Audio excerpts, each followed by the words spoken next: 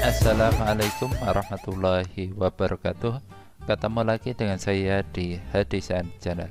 Kesempatan kali ini kita akan membahas contoh soal penyelesaian Pitagoras, di mana soal-soal yang kita bahas merupakan contoh soal dari materi yang sudah kita bahas pada pertemuan pertama, kedua, sampai terakhir, yaitu tentang Pitagoras. Oke, seperti apa soal-soalnya? Sebelum kita mulai, kita berdoa dulu dengan membaca basmalah bersama-sama. Bismillahirrahmanirrahim. Yuk, langsung saja kita masuk ke contoh soal. Yang pertama, manakah di antara kelompok tiga bilangan berikut yang membentuk segitiga siku-siku, segitiga lancip, dan segitiga tumpul? Nah, ini ada dua ya. Kita coba salah satu. Untuk yang kedua, yaitu yang saya kasih tanda merah, ini merupakan triple Pitagoras ya, Pitagoras, sehingga tidak perlu dibuktikan lagi. Ini merupakan segitiga siku-siku. Bagaimana untuk yang pertama, 9, 11, dan 6?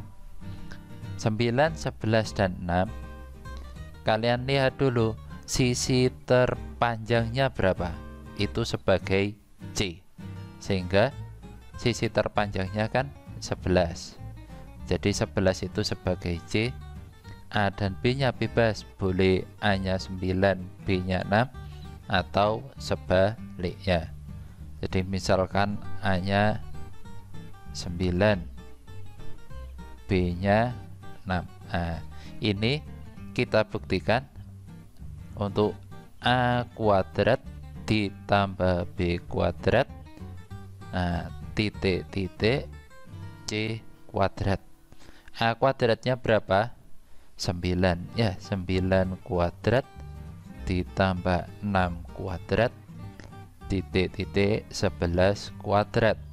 9 kuadrat adalah 81 ditambah 36, ini 121. Bisa kita lihat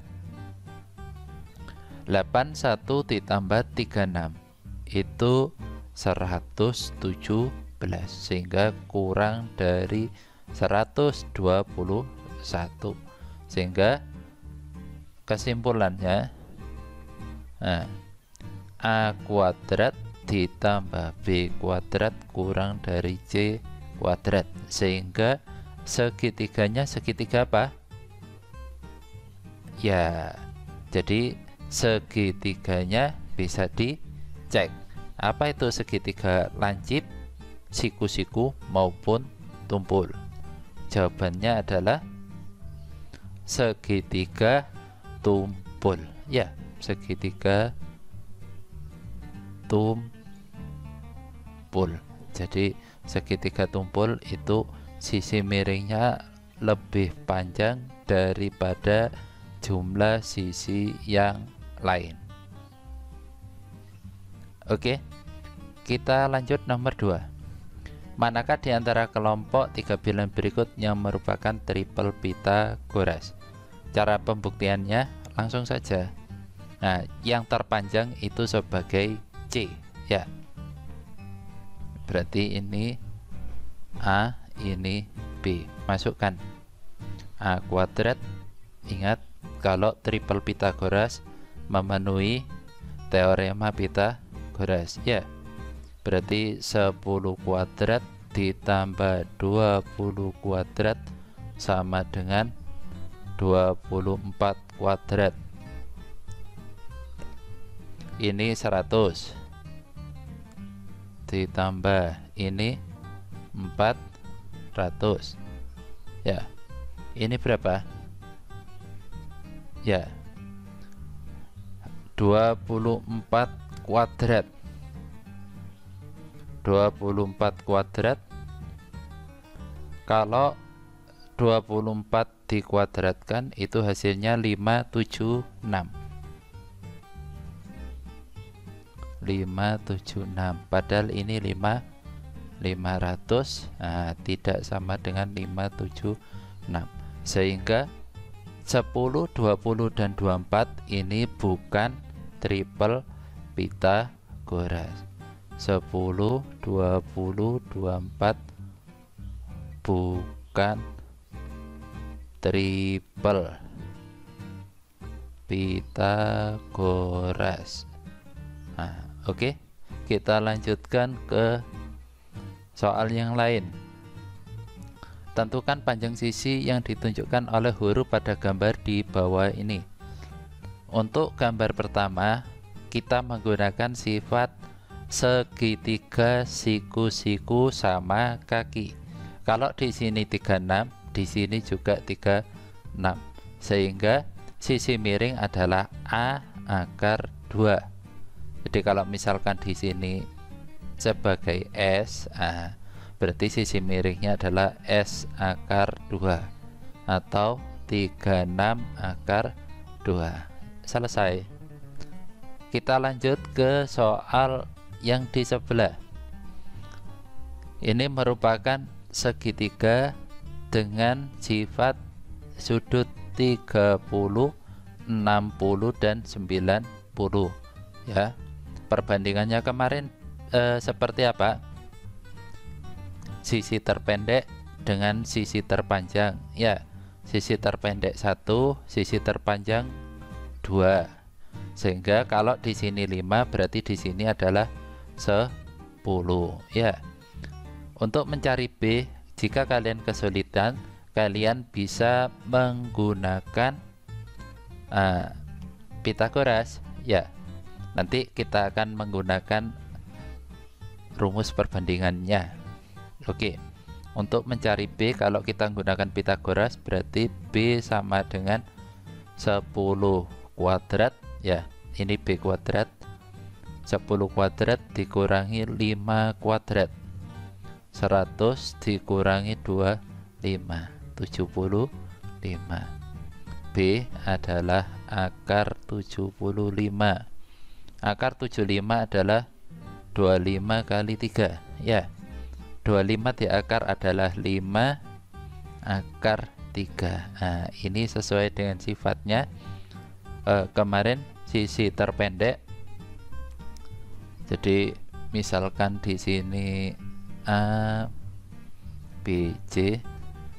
Untuk segitiga ini sisi terpendek berarti AC dibanding AB dibanding, ya, dibanding BC itu adalah 1 banding akar 3 dibanding 2, ya. Kemarin ini pertemuan 6.6, kegiatan 6.6. Jadi kalau di sini 5, berarti di sini adalah 5 akar 3, di sini adalah 10, ya. Oke, kita lanjutkan soal yang terakhir. Ini jangan dilihat nomornya, ya. Yang penting lihat soalnya, karena ini merupakan beberapa soal yang saya ambil dari latihan kalian, ya. Kita ambil secara acak. Untuk mencari ini, maka langkahnya bagaimana? Harus mencari sisi tegak. Tak kasih A, B, C, D. Kita mencari sisi tegak B, D. Dari mana? Menggunakan, karena di sini siku-siku, berarti menggunakan teorema Pythagoras. Sisi miringnya berapa? 34. Jadi 34 kuadrat atau DC kuadrat dikurangi BC kuadrat. 34 kuadrat dikurangi 30 kuadrat. Terus kita lihat 34 kuadrat itu berapa? Ya, 34 kuadrat itu adalah 1156. 1156 dikurangi 900. Nah, berapakah ini? 256. Ya, sehingga BD adalah akar dari 256.